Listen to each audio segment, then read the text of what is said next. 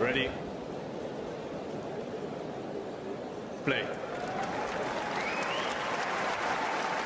Moutet against Draper. It's very important to look back. So let's begin by reflecting on Moutet's win over Holger Rune. Am I right in thinking that's the longest three-set match of the year? Yes, thus far. Of course, last year, pretty much, I think there were two joint longest three-set matches of the year on the ATP site, and one of them was also Moutet against Shank in Madrid, and we even chose it as one of our favorite matches of 2024.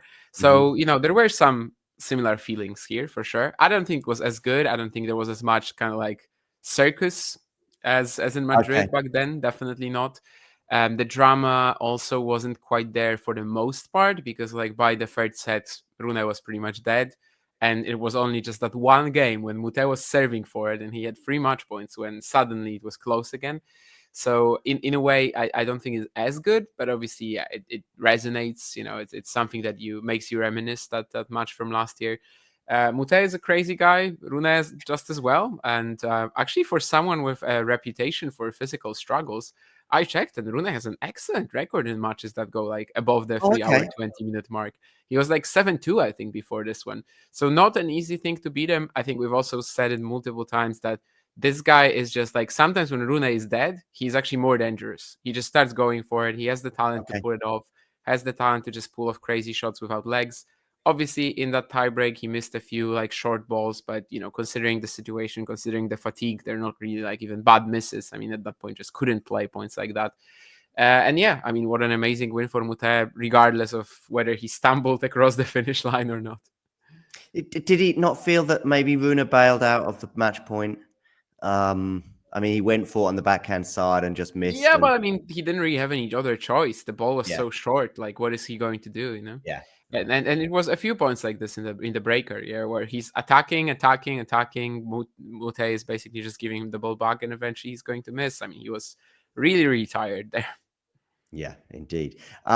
It's going to be a really tall order for him to replicate that win against Jack Draper. I'm talking, of course, about Moutet. Draper coming through today in straight sets. And I just think the energy levels and where Jack is at this year, I mean, Jack is going to be a hot favorite, right? Yeah, sure. I mean, is it the day off? I'm not actually sure what the tournament They will have a day off. Yes, they do. I think they have a day off, right? Because the WTA is coming together tomorrow, and the ATP is going to be on Tuesday. Yeah, both halves. So, I mean, that's obviously helpful for him, but is it enough? I don't think so. We've had some issues kind of like telling how players like Draper, Menchik are going to react moving from Madrid to Rome. I guess so far it's just kind of undecided. Like, they just haven't faced anyone that is that good to like make them struggle. And I think in this case, we will probably have another match of this where like Jack moves through, but we will not actually be able to rate him against like, top level opposition in these conditions. Yeah. The other thing is, I guess all Moutet could do, or I've not really seen Jack lose it. I've not seen him. He said, mention his on-court speech. Actually, he's familiar with Moutet, and I think he remembers him from maybe they came across each other before even he turned professional. I forget what he said exactly, but he was talking about something. But there's a bit of an age gap. I mean, how old is Moutet? You have it on the screen. 3 years older. So I don't think they would have come across each other in juniors, but unlikely for them to battle in the juniors. But I mean, Moutet is a guy you remember. Obviously, you don't need to play him; you can just watch him, and you can basically be around him. And he's a guy you can't really forget. And also a very specific playstyle. Yeah, I mean, I think reaching sort of like rating matchups for players like this is difficult. Because how are you going to compare this? Like, what are you going to be looking at? How does Draper do against like Gaston maybe? But it's still not quite the same playstyle.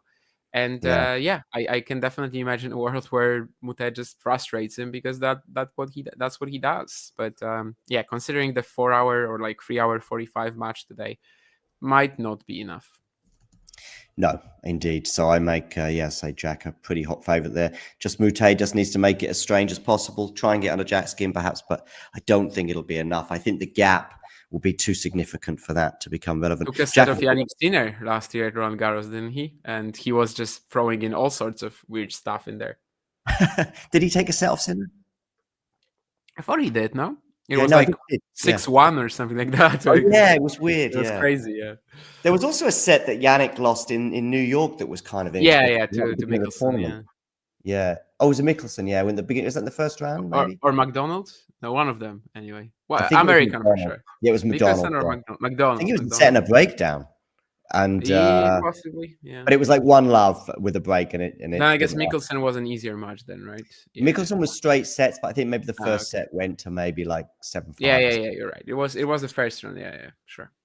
Cool. All right. Well, anyway, Draper, Moutet coming up. Draper winning, of course, against Kopriva early today, having not too many problems there. Am I mispronouncing the name?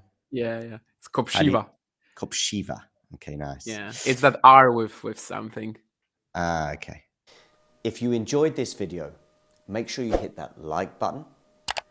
Don't forget to subscribe and click that notification bell so you don't miss out on all things tennis.